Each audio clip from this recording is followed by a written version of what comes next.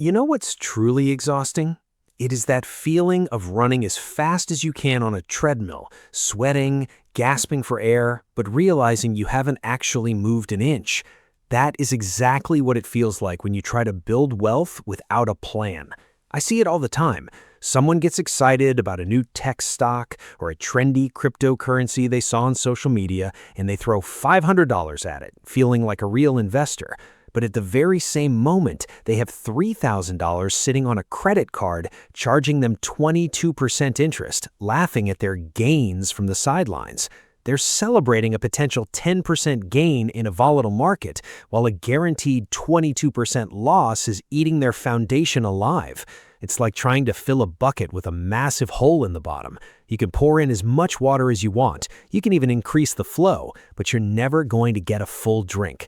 If you've ever felt like you're doing all the right things, reading the articles, watching the news, trying to pick the winners, but your bank account isn't reflecting that effort, I want you to know it's probably not a lack of money. It's a lack of sequence.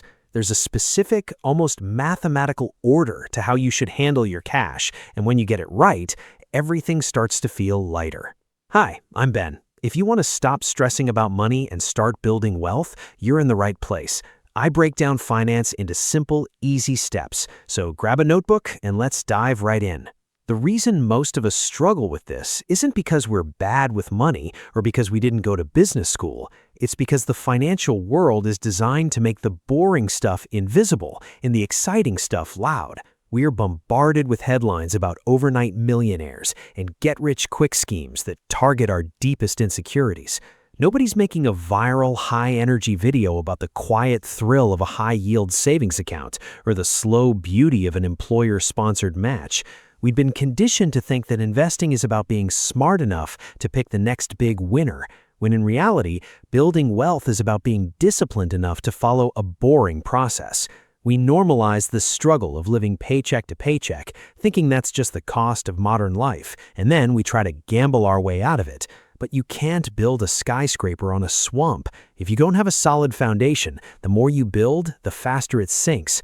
We need to stop looking for the magic investment and start looking at the order of operations. Think about it like building a house. You wouldn't pick out the granite countertops and the smart light fixtures while the foundation is still being poured, right? Yet that's exactly what people do when they buy individual stocks while their credit card debt is spiraling. We have to be honest about where we are before we can get to where we want to be. The absolute first thing you have to do, and I know this isn't the sexy part that gets people excited, is build an emergency fund.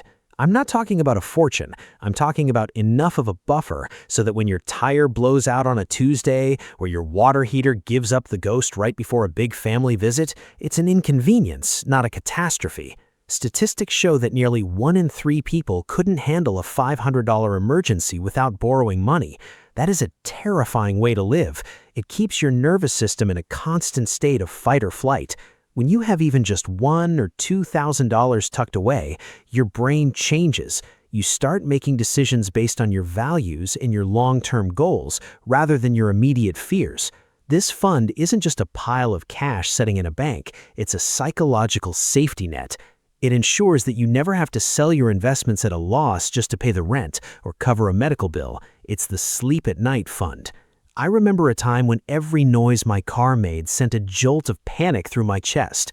That's not a money problem. That's a lack of a buffer problem. Once you have that first $1,000, you can breathe. Then you work toward 1 month of expenses and eventually 3 to 6 months. It doesn't happen overnight, but the peace of mind starts with that very first dollar you set aside. Once that safety net is under you, we have to talk about the real wealth killer, high-interest debt. If you have credit card debt, you aren't really an investor yet. You're a debt servicer. Think about it this way. If you pay off a credit card with 22% interest, you have just earned a guaranteed, tax-free 22% return on your money. You will almost never find that in the stock market, even in a great year. Carrying that debt while trying to pick stocks is like trying to run a marathon with a backpack full of bricks. You might be moving forward, you might even be passing a few people, but you're working 10 times harder than you need to. Every month you let that balance sit there, the interest is compounding against you. It's a reverse investment. I recommend the avalanche method for the mathematically inclined. Line up your debts from highest interest rate to lowest. Pay the minimums on everything, and then attack that highest interest rate with every extra penny you have. It is the fastest way to freedom. Some people prefer the snowball method, where you pay off the smallest balances first for a quick win. Honestly, the best method is the one you'll actually stick to. But if you want to win the math game, kill the high interest first. However, there is one very specific, very important exception to the pay off debt first rule, and it's one of the few times you'll ever hear me talk about free money. If your job offers a 401k match, you take it right now, even if you still have that credit card debt we just talked about. Why? Because an employer match is usually a 100% return on your money the second it hits the account. If you put in $1 and your boss puts in $1, you've doubled your money instantly. You cannot find that kind of guaranteed return anywhere else on the planet. It's essentially a part of your salary that you're refusing to collect if you don't participate. It's a bonus you give yourself every month. Just contribute enough to get the full match. Don't go over yet if you still have debt, and then take that extra momentum back to your debt repayment. This is the only time it makes sense to invest while you still have high-interest debt, because the return is simply too high to ignore. This is where the true turning point happens. There's a moment in this journey where you stop looking at money as a way to buy things and start looking at it as a way to buy time. You realize that every dollar you save isn't just a piece of paper or a digit on a screen. It's a worker you've hired to go out and make more dollars so that one day you don't have to work as hard. This shift in perspective changes everything about how you walk through the world. It's no longer about deprivation or not being allowed to spend. It's about the peace of mind that comes from knowing you are in total control of your destiny. When you follow a sequence, you stop wondering what should I do next or feeling guilty because you didn't buy that new AI stock. The plan tells you exactly what the priority is. You trade the constant, low-grade anxiety of the unknown for the quiet confidence of a strategy. You start to see wealth not as a destination you'll reach someday, but as a series of small, manageable victories you're winning every single week. Once the high-interest debt is gone and you're getting that match, we move into the optimization phase. This is where you look at IRAs and HSAs. Many people overlook the HSA, but it is an absolute powerhouse. It's often called the Swiss Army knife of finance because it's triple tax advantaged. You get a tax break when you put the money in, it grows tax-free while invested, and you don't pay taxes when you take it out from medical expenses. Considering that healthcare is one of the biggest expenses we face as we age, this is like a secret weapon for your future self. Here's a little-known hack. You can pay for medical expenses out of pocket now, keep the receipts, and reimburse yourself years or even decades later from your HSA after the money has had time to compound. It's incredible. After you've looked at an HSA, you turn to your IRA. An individual retirement account gives you the power to choose exactly what you want to invest in, often with much lower fees than your employer's plan.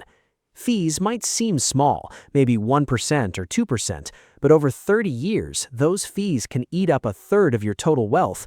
Using a low-cost IRA is like making sure the gas you put in your car isn't leaking out of the tank before it reaches the engine. It's about efficiency. If you can actually make it through those steps, the emergency fund, the debt, the match, and the tax-advantaged accounts, then and only then do you go back and finish maxing out your 401k. And if you still have money left after that, that's when we finally look at a regular brokerage account. This is the fun part, where you have total flexibility, but it's also the most taxed. Most people want to start here because it's where the action is, but as we've seen, it's actually the last piece of the puzzle. By the time you get here, your foundation is so strong that even if a speculative investment goes to zero, it won't ruin your life. You aren't gambling with your rent money anymore. You're investing with your surplus. You're playing the game from a position of power, not desperation.